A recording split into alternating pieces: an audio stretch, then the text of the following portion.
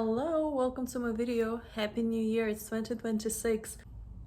Yeah, my day was crazy today, but I'm still here, which is great. Anyways, I want to talk about the artist way and preparing for the artist way and what I did in order to make sure that I succeed. So I'm in my first week, which is obviously just the beginning, and you may be like, who are you to talk about succeeding in the artist way journey? But I already see the benefits versus how I did it a few years ago, just preparing, etc. So I just want to talk about it with you today. So this is my beautiful book that I had for a few years now, and as you can see, I have bookmarks everywhere. Those are some other bookmarks here.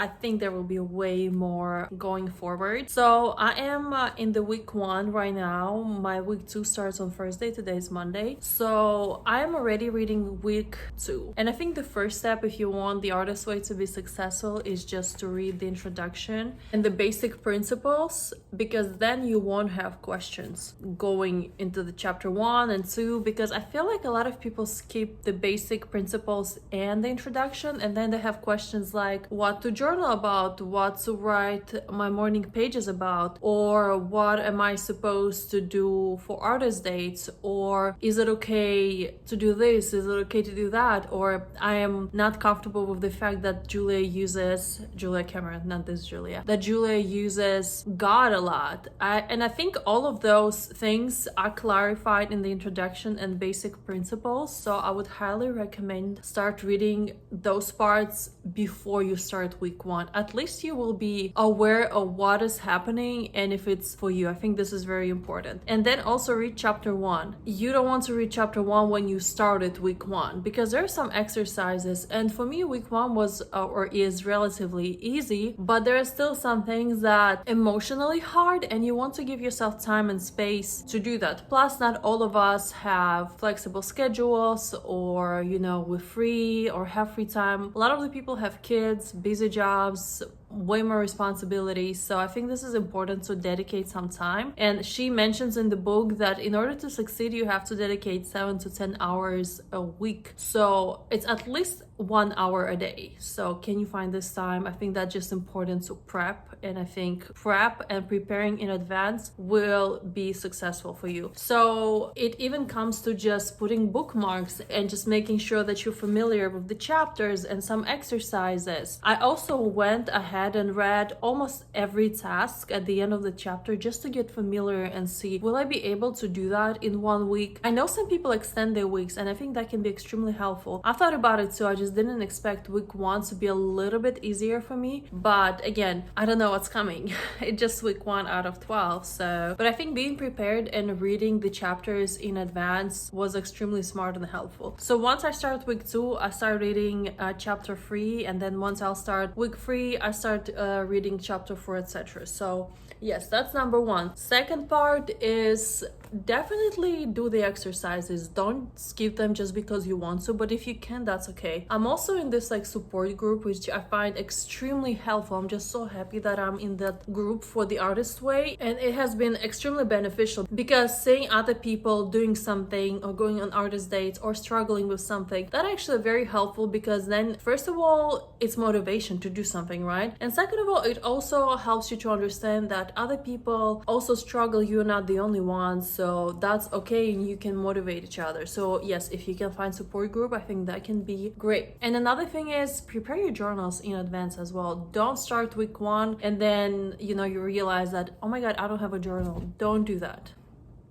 We were interrupted by Pringle. So I knew that I wanted to keep my morning pages in my regular daily journal, which I'm doing. I have a little bit left in my daily journal until I need to start a new one. So I'll just keep writing my morning pages there. I also have an old journal where I wrote my morning pages, and there's half left, if not less. So after I'm done with this journal, I'll start my old journal again for morning pages specifically. But there are a lot of writing exercises, so for that I started another journal, and this is just regular Staples composition notebook. And I had this idea of starting a journal for the artist way, just to write down my ideas and my experiences, my thoughts. I did not think that I'll be writing anything in here from my writing exercises, but then I decided just to combine all those things, and I think it's working. So I will not be showing you much, but basically on my first page I wrote my intentions, what I expect,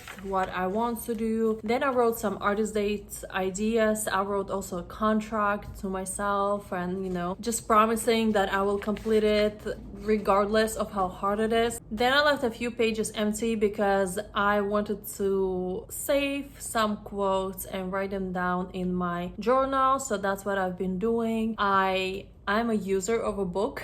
I highlight, I write my thoughts. I don't hesitate to do that, especially in a book like that. I feel like you have to do that. So, but the quotes that I think are important or that I want to come back to, if I need to flip through my journal for more inspiration, motivation, I'm writing them here in this journal. And then I have my week 1 and all my writing exercises. I'm not complete fully, but I also do certain things a little bit differently. I extend certain things. I write my affirmations and my blurbs here. And then once I'm done with week 1, I want to write just a general review or how I feel, how week 1 went for me. So I think that can be very helpful to reflect back or just to see where my journey took me. And then another thing that I come up with is the Artist's Way journey map. It's not anything spectacular, it's not anything special, but it's special for me. So it looks like that. It's just a basic map that I drew, and it has 12 weeks with these circles, and once I'll complete week 1, I'll just cross it or color it. I don't know, I haven't decided yet. Once I complete week 2, same thing. So I really hope to see this map to be in full color and in full bloom. And also, this is my symbol of this journey, the windrose. I think this is very interesting that this symbol came to me, because I was thinking about what kind of symbol would I use for this journey, and this just appeared the same day in the evening to me, and I thought it was very, very interesting. A lot of spirals as well, which is interesting too.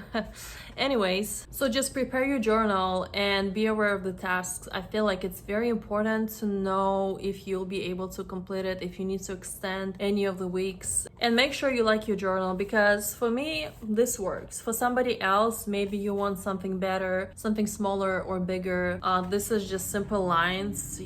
Somebody maybe wants a bullet journal, or I don't know, graph paper, or just nothing on the paper to be able to create and draw or whatever. So it all depends on the needs, but make sure that the tools you use are actually helpful, because some of these tasks are very, very emotional and hard. And if I were not into inner child healing and shadow work, I think I would be very emotional. But yeah, those are just the little tips for the journal and the book. And then another thing that I did is the Artist Dates bingo.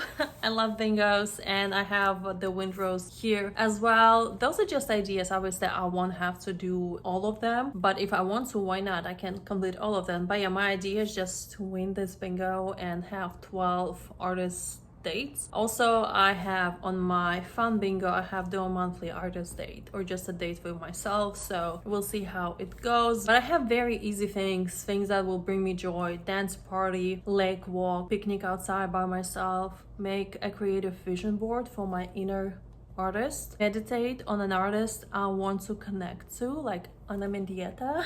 Obviously, who is surprised? Anyways, listen to a new album and journal about my thoughts and feelings. I'm actually also thinking about either getting a rug or making like a t-shirt scrap rug for my rituals. I really want this year to be also about rituals, but it kind of goes hand in hand with intentions in a way. So I want to create here maybe even a little space where I can put my rug, cup of tea, my journals, and just, for example, listen to the music and meditate, and just have this like safe space for myself for those rituals specifically. So I'm thinking about it, but I really like this idea. And for the past few days, I feel like I've been really creative. Ideas just come to me easily. So I feel like my biggest advice is make it fun, but also be aware of all the challenges that may come out of this experience. I also keep reminding myself that maybe nothing will happen. Maybe I'll feel the same way as I felt in the beginning after I'm done with this experience. Maybe nothing will change inside me. Maybe I'll still be very